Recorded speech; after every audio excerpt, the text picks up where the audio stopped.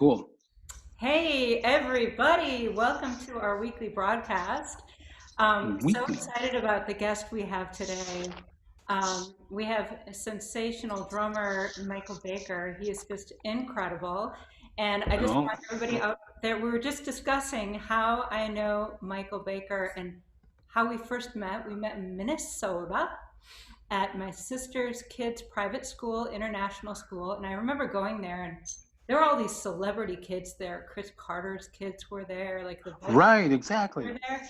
And it was just Wow. nuts. And then I met you, but I didn't really know you, but I knew you were like a big deal professionally, touring drummer. I knew that about you. And then I was working Wow. in music tech as the vocal department, which became McNally Smith, which no longer, I don't Right, know if you're exactly. there Yeah. no longer, but I was there and we did a clinic. And Michael, what you Really? don't know is that that clinic left an impression on me. I never told you this, but Wow. I was in the audience Was that at Music Tech? at Music Tech, and you were in the auditorium. Do you remember doing this clinic? Honestly, you No, probably don't remember, right? swear I don't remember. You know what? You're telling me all this stuff. I'm saying, wait a minute. You couldn't have went to international school. You too. How could you have went to international school? I didn't go there. My my sister's kids went there. No, I But know that I was because I remember your sister's kids all. I remember the whole scene there and everything, and how we were always there. It was like such a scene at international school, and I remember because we all used to get together and do stuff, and then Chris Carter's kids, and we used to have these these little concerts. They used to have these like concerts after school and stuff like that. I remember going to some of that Vikings stuff. fan, I still am. I have my Vikings necklace on right now. It's Yeah. like I Wow. was like just looked at Chris Carter. I was like, wow, crazy. And But I didn't know a thing about football. I don't know anything about football, so I couldn't be friends with dude because I didn't know any. I don't know anything about football, and I don't follow sports. So I was like, I'm totally like a fish out of water when it comes to that stuff. So that wow. clinic at Music Tech, I remember a few things. Hmm. One is you were touring with Whitney Houston at the time, and I don't Yeah. know how Yeah. they got you with your busy schedule. There are a few things. One is that you said you had an LA number and no one knew that you lived in Minnesota. I Right. Right. so clever. I was like, that is Yeah. awesome. You're having this great Yeah. Minnesota family life and no one knows that you're there and you're still in Yeah. the scene. Do you still have the LA Yeah. number? No. No. No. I got found out. Tour manager Do said, do "Where do?" people know where you are now? Is that Well, what happened was that, well, I do that now, it doesn't, it's like, I'm kind of doing that now actually, but I remember the tour manager says, I had to come clean because he kept asking me, where do we send it? What's your address and for your mailing address and all that kind of stuff so we can pay you and all that kind of thing. So I had to kind of come clean. But I remember what happened. One of the reasons why I moved out to Eden Prairie and came out that way because I heard there was like a scene out there, and then I heard that dude had his studio out there, dude? and yeah, dude, and he had his studio You tell and people who dude all is? I don't think Prince. Prince. Prince. Okay. Yeah. So he had all his stuff out there. I mean, all that stuff was going on out there. And there was one night where this guy named Matt Brody was playing keyboards at this club. And me and my first wife went out there and we hung out in this club and watched Matt play. And Matt was like this big and he was playing these keyboards and stuff. And I was like, oh, this is a cool little scene out here. And it was in Eden Prairie. And Oh, it was halftime with David yeah, Gonzalez. yeah. And so what happened was I said, I want to live out here. And so I would get in my car at least 2-3 times a week and just drive out there and just drive around. No, with nothing, just drive around. And then they were saying about the international school, and I said, well, I said I want my daughter to go to school out here. And this is before I was even working with Whitney. I hadn't even had the gig yet, and I started I just started going out there all the time and just hanging out by myself, just driving in circles, checking out the scene, and ended up out there. So that was one impressionable thing, your phone number trick. The other Yeah, thing right. is that I remember you saying, you had this gig with Whitney, but you always felt like you were auditioning and you had to stand on Yeah, your chops. And, right. you talked a lot about that. I think that was deeply inspiring to the students there Yeah, as well. They're like, yeah. you've made it. Now you can relax. No, that's when you got to work. That's when it gets started. That's when you're getting started. Yeah, that's when you got to keep the job. When you got to keep the job. You got to keep impressing them or whatever. You got to. Well, I mean, if I mean, as a drummer, your gig is, you got to keep everybody kind of pumped. Yeah. You got to keep everybody pumped, and then that kind of brings everybody everybody kind of feels like playing and stuff. But if the drummer's not pumped, then it's like let's go home. Let's forget about this. You are the driver of the band. That's what they always say. You're driver of the band, yeah. Completely in control. I forgot I got my granny glasses on here. These are my bedtime granny glasses on it. Anyway, I'm sorry. And then I hadn't seen you in years. That was like music tech. Right. We didn't really know each other at that time, but. But your sister, right? I used to see your sister all the time. Yeah, well, you were. All the time, yeah. Cool. And then fast forward, the next time I see you is in Italy. You're touring with him on the Georgia tour. That was on the Georgia stuff, yeah. Years later, but it's just kind of, when I asked you to do this, I kept thinking, wow, all these keep running into Mike on all these completely different. yeah. And the Georgia thing was wild too, because it was something kind of unexpected, for us, because she wanted to have her boyfriend or her husband at that time, or boyfriend at that time, was her manager, and Mimo D'Alessandro wanted to manage her, and so there was kind of like a war kind of going on, trying to get in position, and then Mimo brought in Whitney's band, or half of the band, some of the guys from the band, and then some of the guys from Mariah Carey's band, and we all went out there. We all went out there and did a tour with Georgia. That was the first one I ever did with her, and and then he said, can you find a producer for one of her records? And I said, yeah, I'll find you someone, and I was kind of, looking around, and the budget they had wasn't really fitting, for what they were trying to get and everything. I said, I can't find anybody, Mimo. I said, nobody's going to do it for that price, And he said, hey man, you producer. I said, Mimo, I'm not a producer. He said, no man, you producer. You did. And I said, well, I can't produce, Mimo. I've never produced before. Hey man, you try. And that's how it all started with Georgia. Yeah. And then by the time Matt toured with her, it was like all Minneapolis musicians in the band. It was all Minneapolis guys, right? Right. Because Georgia was crazy about Prince, and she was crazy about that whole Minneapolis scene and everything like that, And I mean, and the thing is, with that whole thing, there was so much stuff. There was so much, what do you call it?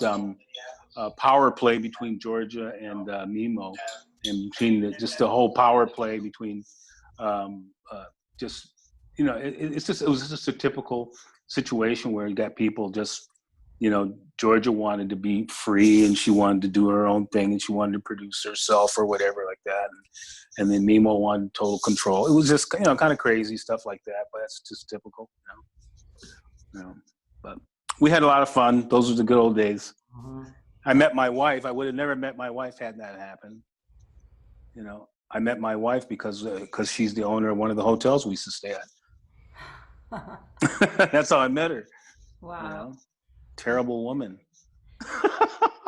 So we should probably introduce who else is in this frame. This is Adi. Yeah. Our mutual great friend. And in between seeing you at Georgia and Music Tech, I always heard about you through Adi, because Adi's Yeah. a friend of ours forever. And Adi did the Whitney tour with you. You got him on Yes, that. he did. He did. Yeah, he did. He did. Whitney loved him. And you both have worked, I looked at your resume, and you Uh-huh. both have worked with such incredible, legendary artists, like some of my cutest heroes in music. I mean, I'm just Yeah. looking at this just in awe of what you guys have done and who you've worked with. Um, a number of them, what kind of hit me is like a number of them have passed. And I just went, Yes. Yes. wow, like even Al Jarreau, who is like one of my vocal heroes. I'm like, oh my God, Yeah. Yeah. Al and Michael and Yeah. Aretha. That's weird. Like That's really weird. so weird for you, like touring the world. It's really no. It's really weird. It's I was I tell well, my wife looks at me like I'm crazy because she's like, so what's the problem? she's like, my wife is more like, yeah, what's the problem? So everyone's dead. So what? so I think I lost you guys. Where are you at? Are you there? Yeah. Oh, there you are. I say, my wife is more like, yeah, what's the problem? So they're dead. So what happened? People die, Michael. What's the problem? But I think I think what's weird for me, the weirdest part for me is just that, that with this whole COVID thing, that this thing came in and it's almost like clockwork because everybody's gone and then this COVID thing is here and it's like everybody. It just seems like all those people that have gone, all the big stars and the legends and everything that have gone, don't seem like they belong in the same period of this COVID thing. It's almost like absolutely two different worlds that don't complement each other, nor do they belong together. And it's like we are here doing this thing, friends, all our friends, and all of us, Adi and everybody, we're all here, we're all together, and we're still doing our thing. But it seems like everything that happened before that, at least on my end, the way I feel about it, it seems like it did almost like it didn't even happen. That's how it feels to me. For them, it didn't happen. COVID didn't happen for them. Yeah, and it seemed like, and it almost seems like that was like something that was, I see videos all the time. I see some of the weird, I saw that Michael Jackson thing that we did years ago, like 9/11, the Michael Jackson 30th anniversary special. I was doing that one, and I was playing drums on that, and I'm looking at the show, and I'm going like, wow, we had fun doing that, but I don't remember doing that. But we had fun doing it.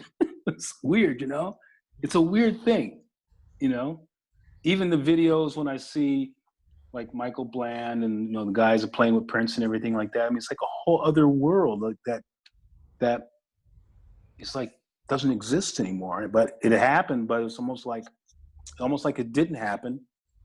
And then now we're dealing with something here that is totally that we have to redefine ourselves as musicians, and we have to redefine ourselves as players and creative people. But we have to do something totally different than what we were doing before. I mean, absolutely, totally different. Mm-hmm. I'm having a little bit of problem dealing with it myself, a little bit. Well, for Matt and Adi, it's only partially different because they've spent a lot of time in isolation working on writing music. So that's a big, but for someone who tours and plays as much live, it's got to be really different for you. Well, I spent a lot of time doing writing too. I spent a lot of time doing that, but I think what I think for me, it happened at the right time because of the fact that since my health became what it is, but also there came a time in my life where I didn't care if I ever saw another airplane or a hotel as long as I live. And so it happened like perfect timing because, I don't have that that little passion that you have, like, man, I got to get on the plane, I got to go, I want to, get ready, I want to go play, let's go do. I don't have that feeling anymore. I don't have that, that drive. Not to say that kids or people shouldn't have that, but Oh yeah. I've totally lost it. It's totally gone from it. There's an age and time for it. In fact, I've got a Yeah, bunch of people in the audience chiming in because they want that badly. And so I yeah, definitely want to get to addressing how you get a touring gig, how you keep a touring gig. But let yeah. me just read some comments. Okay. Don't have any specific questions yet, but Michael Cole said, "That's too bad." I don't know what he's saying, that's too bad. It could have been anything. we Yeah. talked about. Michael, what is that? Angie says, "So good to see you." And Michael Angie. said, Oh, good. It's always yes, Angie, just say hi. She's watching. yeah, great. Yeah, She was out. She was at my wife's hotel. You know that. she was. Yeah, she came. Yeah, yeah. Oh, They came a while awesome. back. Awesome. She didn't share that with me. Yeah. Catch up. Okay. And then Michael made, are you eating walleye sandwiches? He just says, Me? eating walleye sandwiches. Maybe that he's just reflecting on his Minnesota times. Eating walleye pike or something. I don't know what that is. So bring your questions, but I know there are some people here. So our son is one who's at UNT. I would love to hear about your Okay. experience. Wow. He's going to be graduating, and hopefully when he graduates, the touring scene is going to open up. He's going to know how to get that tour. He's going to be wanting to do what you guys no longer want to do. Does Matt want a tour anymore, or? Really? He's done. He likes to play music, but I like it for a week a year. Yeah, right. Yeah, there you go. There you go. So, what do you think? What do you think? Like, if you're coming out of college, you've been working on your chops, your skills. Yeah. Mm-hmm. How did you get your first touring gigs? And what are things you can do to increase your chances of getting work as a touring drummer or any other musician? Well, when I moved to LA, it was back in 1880, 82, I think. 81, 82 or something like that. I moved to LA, and I had just came off the road with a jazz trumpet player, Clark Terry, and that's where the touring bit started, and for the most part, I had to tour because I wasn't good enough to play in the studio, so I had to get out on the road because I couldn't keep a straight beat, so I had to be on the road to play tours because I couldn't be in the studio trying to record anything. So I really paid attention to trying to get on different tours and everything. And it started with jazz tours and started with different, actually a couple of different Italian artists, that were living in LA, and started kind of working with them, that kind of thing. Doing what do you call it? Those clubs, those casinos and stuff out in Atlantic City, places like that, playing, doing kind of touring like that, going from different casinos like Vegas or Atlantic City and back and forth and stuff like that. So, playing those clubs and stuff like that. So that's how I kind of got started with basically the touring thing, the touring vibe. So it started there, with that. And it kind of just snowballed over the years. It just kind of kept going. Started working with Jimmy Smith, the jazz organist, and this kind of people like that. Just over and just all the old jazz guys. I was doing all those gigs. So incredible musicians you're listing. Like, just you said Clark Terry like he's a stepping stone, but oh my gosh, how did you get connected with Clark Terry? I got connected with Clark Terry through my band director in Duluth, Minnesota.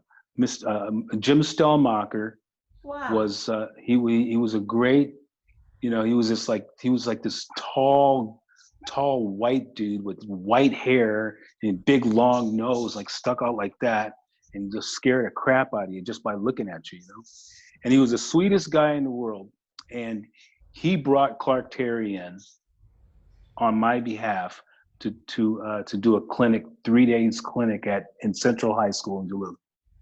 And And he said, Mike, I was bringing Clark in here. So hopefully maybe like down the line, maybe maybe he can help you out down the line. And he was right. And actually, when I was going to North Texas State, they had an audition for the Clark Terry Big Band. And me and bass player from Australia, me and Peter Dowdle, and then Branford Marsalis, was also Branford Marsalis, Conrad Herwig, bunch of jazz guys, young jazz guys who are now old jazz guys. But, we all went on tour with Clark Terry in 1981. And we did 3 months over in Europe. And that was that sealed the deal, It was like, oh man, I'm going to tour for the rest of my life. I'm never coming home, That's kind of where it started. So for students, I mean, that's where it begins, and if this whole thing ever gets taken, if this whole thing takes off again, where people are touring and getting back on the road again, that's basically how it happens, on different levels, but, definitely different, maybe a different kind of music for sure. And, but it starts at very small, sharing rooms and all the kind of stuff, sharing hotel rooms and doing, just doing things on a very, very low scale, getting paid a little money. But, you're usually single, you don't have a family, and you're young, and you got that kind of energy to do that, And then when you do that, just kind of snowballs one thing after another. People hear about you, and you just go on from one tour and you do the next one, and then and the Whitney thing was the strangest thing, one of the strangest things, because I had actually moved back to Minnesota and vowed never to return to Los Angeles. And I was offered the Whitney gig probably 2 times, and I turned it down. Wow. It was in '87. The keyboard player comes up to me and says, "Hey man, Whitney looking for a drummer." And I said, "Cool, good luck for her. I'm going to go back to Minnesota and start a rock band." and I was living in Woodbury, and I didn't want to go. I didn't want to go on tour. Definitely didn't want to play. I want to dance with somebody and all that stuff. I want to do that kind of music. I want to play with Guns N' Roses, man. I don't want to do Whitney Houston. So then I get another call. Omar Hakim calls me up and he says, "Hey man, Whitney's having some auditions. Are you going down there?" Oh. And I said, "Man, I don't even live in Los Angeles anymore." I said, "Between you and me, I'm in Minnesota now, And he goes, "Oh," I said, "Man, are you going down there?" He said, "I don't know. I don't know if I'm going down there." So he didn't go down to the audition, and I didn't go because I was in Minnesota, And so I was working at that time. I was working with Ben Vereen, and we were the last gig we did. We did one gig, and then I was in Japan with a fusion group or something at the Blue Note, and I'm watching CNN, and Larry King says, "We'll get back to you about the Ben Vereen accident," And what happened was David Foster hit Ben Vereen with his car on PCH and almost killed him. So Ben Vereen's in the hospital, and Ben Vereen's the only gig that I got. Ben Vereen was my bread and butter gig, and he was also my friend too. So it was like, so I get back to Minnesota, and me and my first wife were sitting together. We're sitting at the MPC 60 writing some songs, and I get a call from Ricky Minor, and Ricky said, "Hey man," and I got my LA number on. That's my LA number, And he says, "Hey man, you need to come down and check this thing out, man." And I'm going like, okay. So I look at my bank account. We look at our bank account. I said, "We got $500 in the bank." And my wife at that time, she says, "Well, looks like you better go to LA." So I go to and it was a Sunday night. The audition was Monday afternoon, I mean. So Sunday, and so we're sitting there, and I get a flight, a one-way ticket. I said, "Look, if I get the gig, I'll stay. If I don't get the gig, I'll stay, you know, because we ain't got no money. And I went down, I learned the songs. I said, Ricky, what do you want me to play on this thing? You know, what do you want me to do? He said, just play like Ricky Lawson, you know? And I said, okay.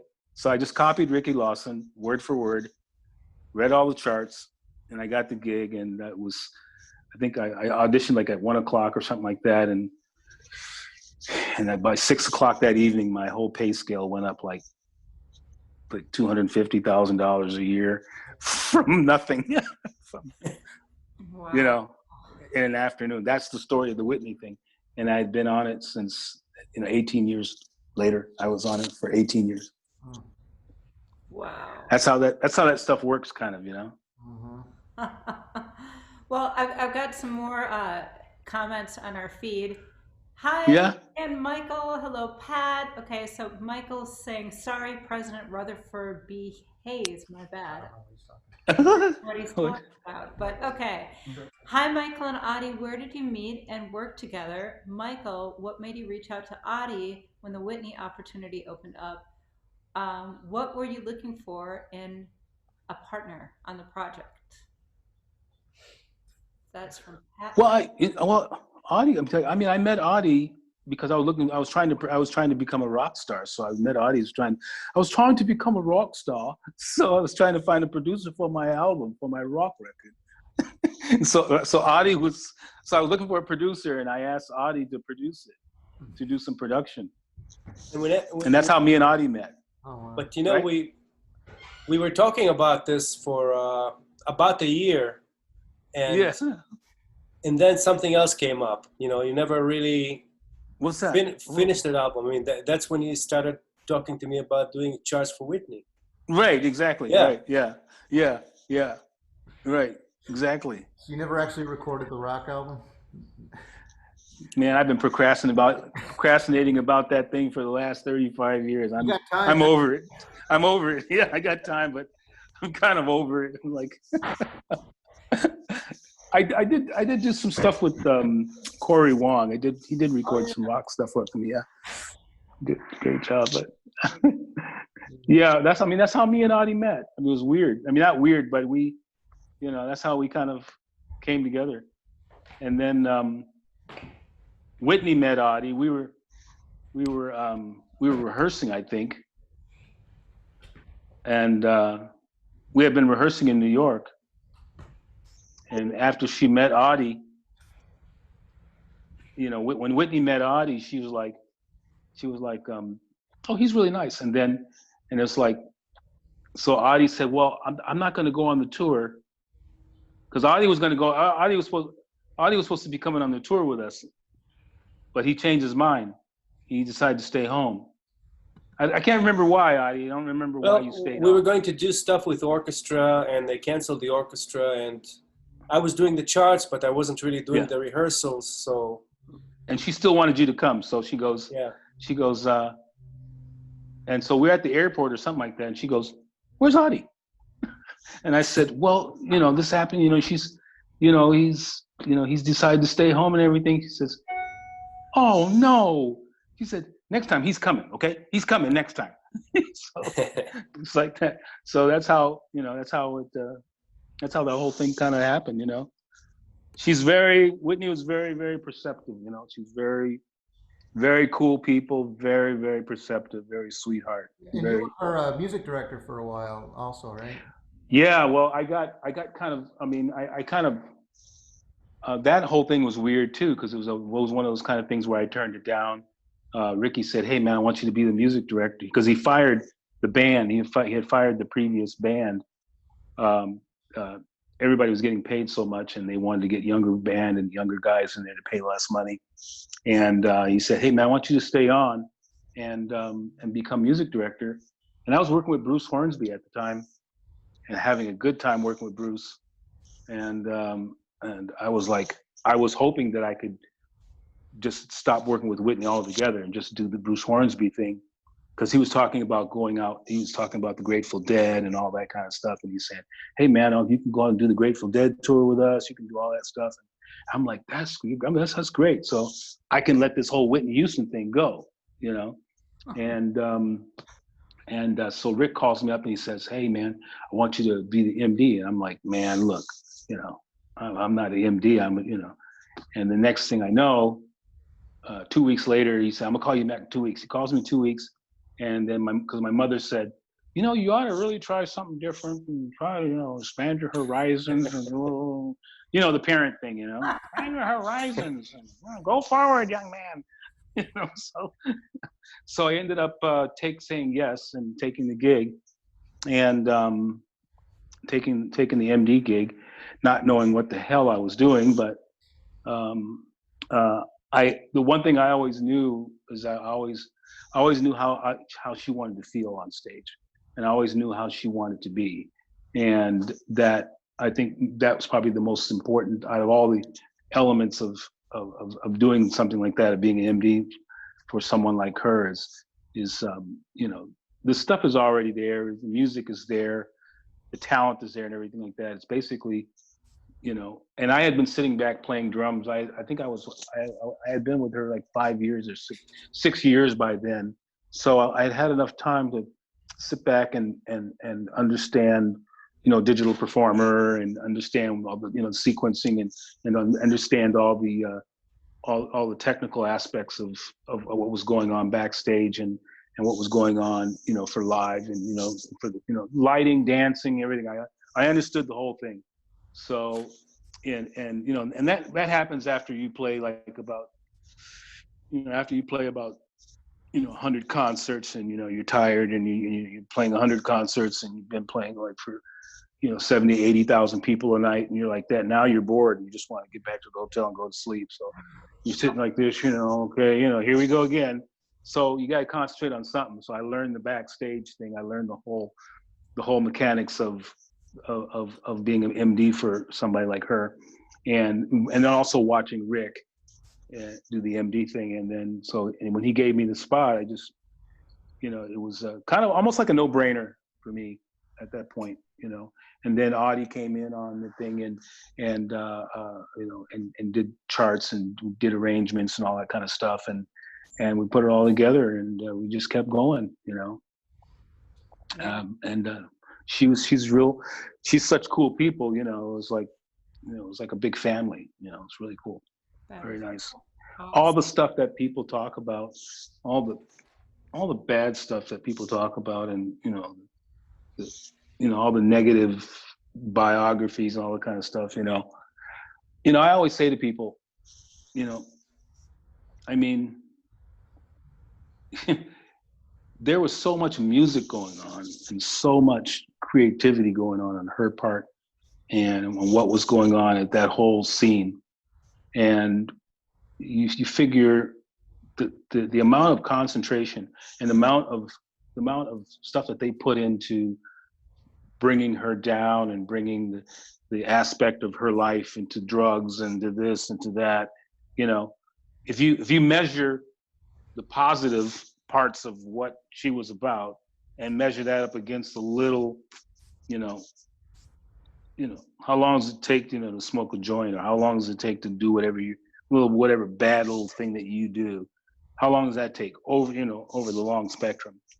You know, it's like there's no contest, you know. She hurt herself for sure. She hurt, you know, she hurt herself by abusing whatever she did. But basically, her body of work and her talent was immense. So it doesn't even measure, you know. So you know, we all wish that she wouldn't have you know, hurt herself, but, you know, people do that, you know. So you know, but we had a great time, man. We had a really good time. Yeah. We had you know, 18 years with her, you know, and I was with her up until she died, you know. And Wow. you know, right up until the last point. Yeah. To the last tour. You did the last tour with us. Yeah. Yeah. I remember. Wow. That's incredible. Yeah. Hey, I have another question here. Yeah. Question: exactly how for Michael? How did you prepare for the audition? I think it was Whitney. Was it just getting the Ricky Lawson cue and reading, or did you listen to something in particular? I don't I, did it, it's really funny. Did it old school. They give you the tape, learn the songs. Here's the tape. Here's the live. Yeah, there wasn't You any hear me? YouTube. Did you write out any charts, or did you just memorize? No, I memorized. Yeah, I just learned the song. They said, here's a song. Play like Ricky Lawson. Okay, play like Ricky Lawson. And Ricky Lawson, I love his playing, and Ricky is very, very simple, but he has groove that's unbelievable. So you're required to really get that groove and keep that get that pocket, keep that vibe going, and then on the reading stuff, the reading's not necessarily they're not really trying to give you, oh my gosh, hold on, I want my battery to go down. They're not really trying to give you, what do you call it? They're not trying to give you any freebies. They want to make sure that you can read. And hold on a second. They want to make sure that you can read and you're able to read. So I didn't get any charts prior. It was all sight reading.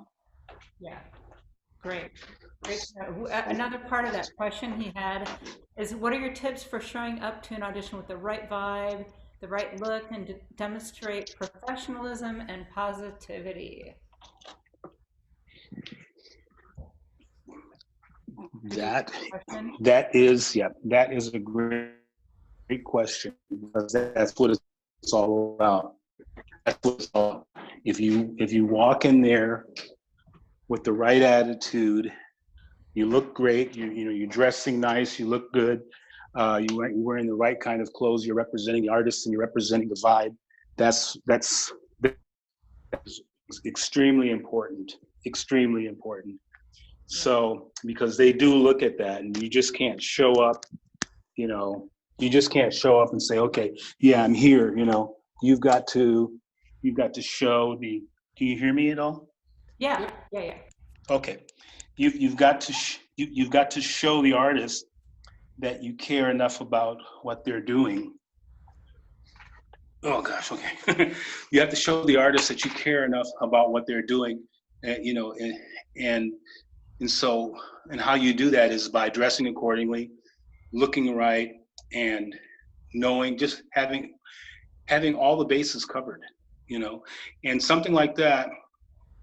Having all the bases covered is kind of like it's not something that you just do overnight, but you work on it for over years and years and years, and then you end up, eventually formulating your own kind of thing, and then that person kind of looks at you and says, well, does your thing fit into what we're doing,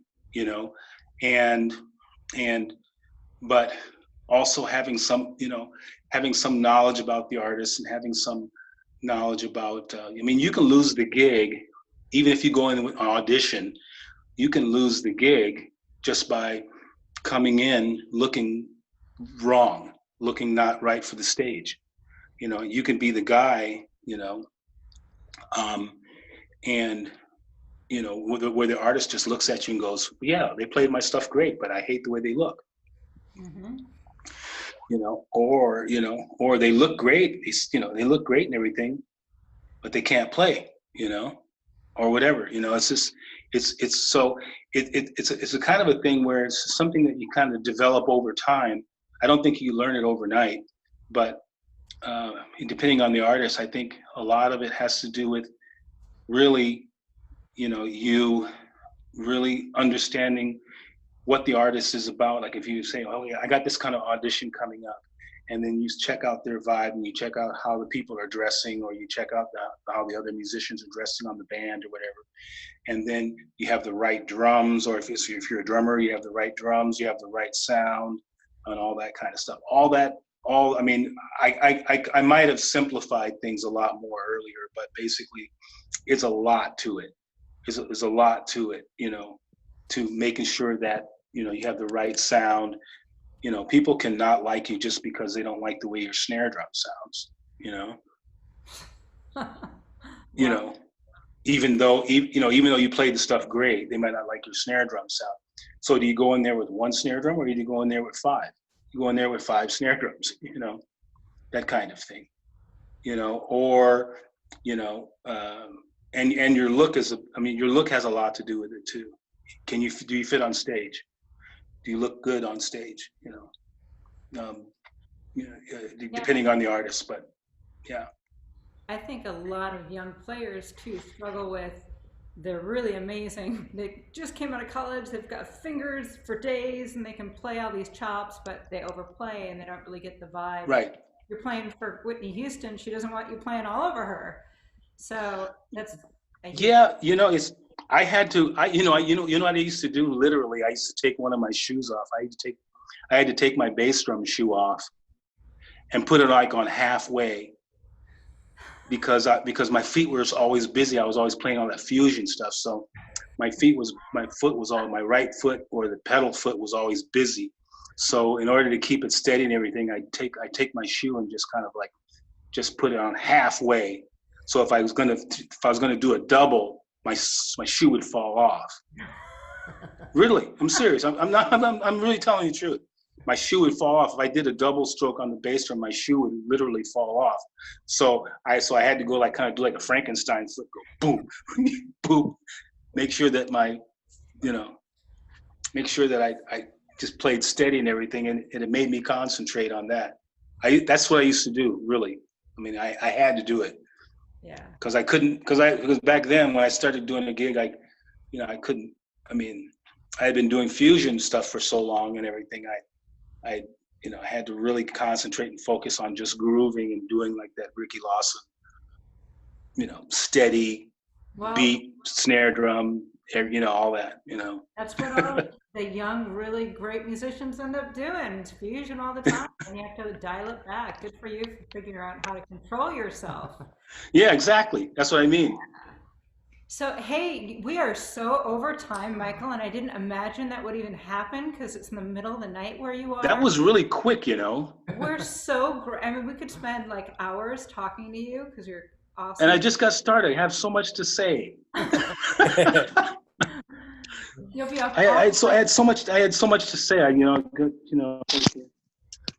It's weird. Any closing thoughts that are very important that you don't want to leave this broadcast leaving people without some key thing?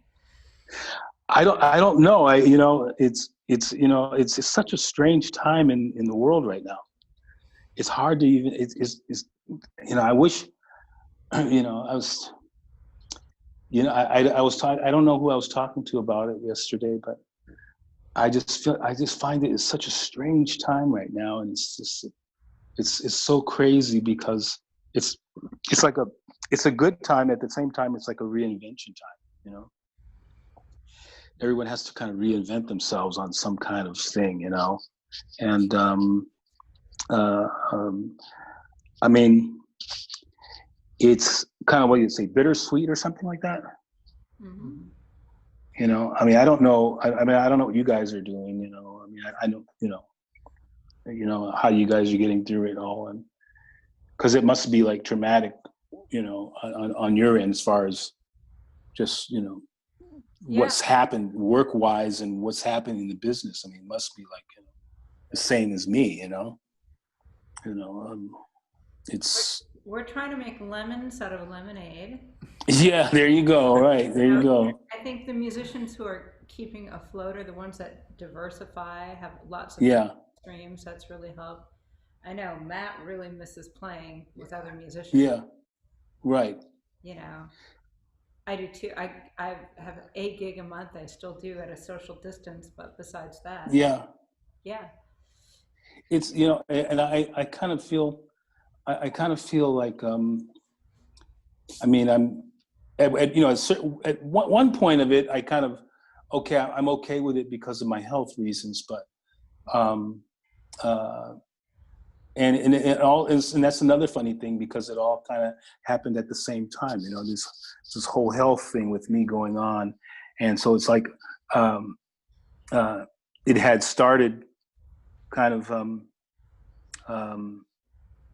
you know, I saw some videos and I saw some things of what I was doing, you know, while I was, you know, still dealing with this cancer thing, and I said, God, I don't want to be that guy, you know, I don't want to be that guy that I am now, you know, because that's not what I remember, and that, you know, it's not the best of times, you know, as far as my playing and all that kind of thing. So I kind of went to this kind of thing where, like, I'm going to stop playing. You know, it's like, okay, I'm going to go cold turkey, and I'm going to stop playing, you know, because I don't want to be that guy, you know. And I haven't really done. I did a session, like I did something for Audie yesterday.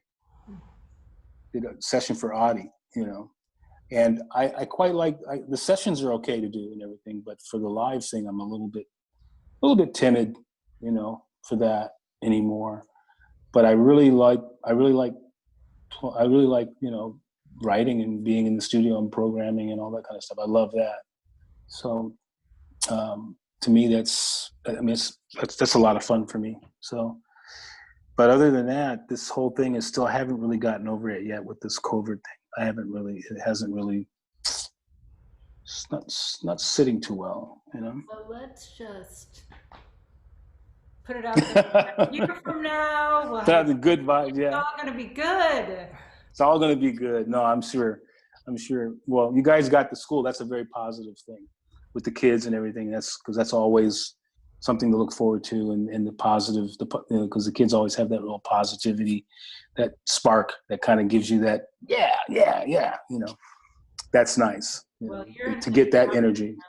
For sure. I'm sure what, you know, your broadcast today has inspired many of them. I have a lot of college applicant students who really? are in college and, you know, or graduating from college looking to do something in the music world, and it's weird right now. So I think they're probably gonna. I think everybody's gonna create something that we've probably never seen before. That's usually how it works. Yeah. You know, you say, "Well, how did that?" You know, it's almost like disco. It's like there was a time when disco didn't exist, and then all of a sudden disco came, and you go like, "What? Yeah, disco." You know, and it's like, "Whoa, we're doing disco." So that's what they're doing now. Yeah, disco. It's, you know, and who would have thought? You know. Yeah. So it's like, it's kind of like that. The music industry is kind of like that, you know. Well, you know, innovation is creative. Innovation. Right? Right. Exactly. Innovation. Innovators faced many challenges. Yeah, exactly. That's what it is. It's a new time for innovation, you know. So who knows? I can't call it. Yeah.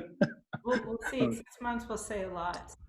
Yeah, exactly. It was great to see you. We hope to see you in person one of these years. Well, Hopefully not. You brought back so many memories talking about international school, and I'm like, golly, international school. I think, you know, I was Barney at international school. You know, I did that one.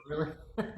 What? Yeah, I told my daughter. I said, I'm gonna come to international. I said, I'm coming to international school as Barney.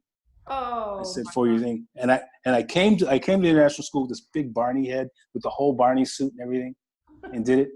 And then these little kids at the international school started beating me up, and I couldn't grab one of them little suckers. I was like, because the suit was so big, so I'm like, and the head is so big, and I'm trying to grab them, like, you. Yeah. And a bunch of little spoiled brats over there, and I'm like, I'm trying to grab them, like, no. And the Barney head was too big. I couldn't bite them. Wow. It's true. They're on a chaise lounge at the psychiatrist's office discussing that. Yeah. Okay, I know. I'm sorry, I didn't want to keep you. We have one more question, and it's such a good one. Right. We have a lot more questions, so we'll check those out later. But Michael, what was the last conversation you had with Whitney? The last conversation I had with Whitney is really funny because I just saw something online. They were saying, or I saw something on Facebook. Somebody said, do they think Whitney would have wanted to do a Las Vegas run? you know, and I didn't answer. I just saw it on Facebook. I was going like, wow, you know, I said, I could have answered it. And I don't know, Audie, were you backstage with me back then? Remember when we left the last night? I remember there was a talk about that. Remember the very last night when I gave her a hug? We were backstage. I remember and we were leaving. We were leaving the venue. I remember sitting in the airport the next day, talking about that.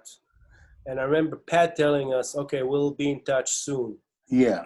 And the last thing I said to her, the last conversation we had, she came over she was leaving from the backstage area, and that was the last note of the night and everything, and she was all dressed, getting ready to get in the car, and she gave me a big hug, and she said, I'll see you in Vegas, baby. We're gonna do Las Vegas.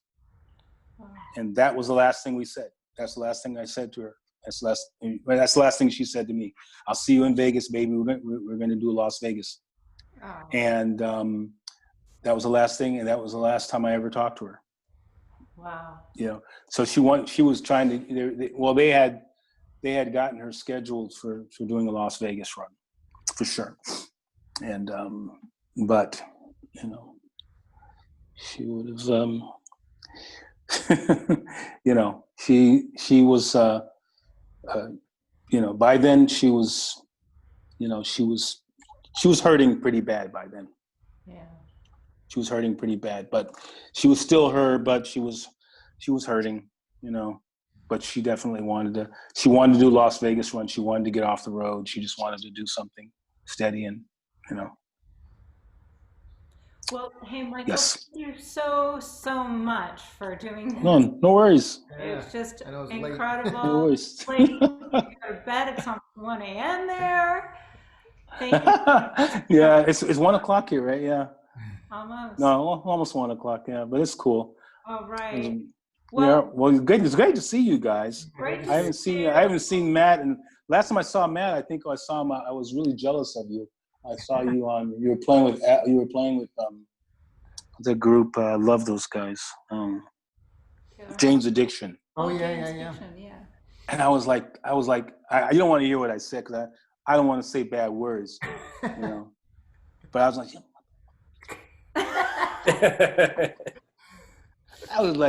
like, I love that gig. I love that band, you know. I was like, is that Matt Roddy? That motherfucker. Okay, I'm sorry. I'll let you guys go. It's good to see you. Great to see you. Really good to see you guys. Have a Okay. weekend, rest of your weekend. Thank you so much. All right, you take care. Good to see you guys. Take care. Thanks, Good guys. to see you, man. Good to see you. Take care. All right, ciao. See you later. Bye-bye.